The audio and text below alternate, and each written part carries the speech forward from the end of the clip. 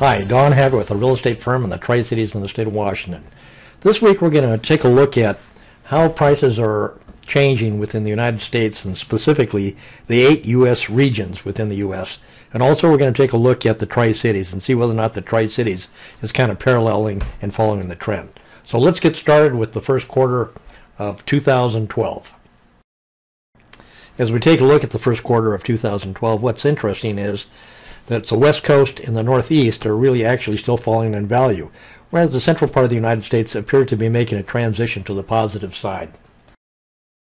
As a review of the second quarter for 2012, all regions with the exception of Northeast are now showing positive appreciation. Now once again, this is year over year looking at each individual quarter.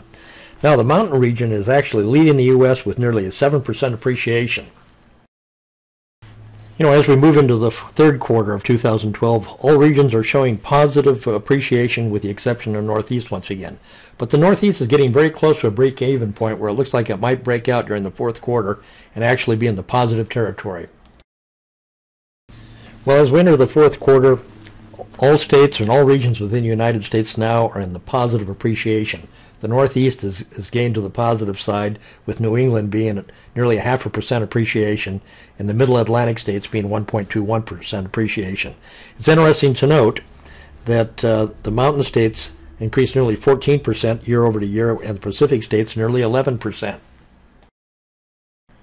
Well, this graphic shows the changes by quarter for the entire year. You may be asking yourself, why is it important to understand what is happening throughout the nation? And the answer is very simple. If individuals cannot sell their homes elsewhere, they cannot buy homes here many times. When this market really took a nosedive, we were dealing with over 20 people, maybe 25 family members who tried to move to the Tri-Cities but simply could not sell their home in the Phoenix, Arizona area.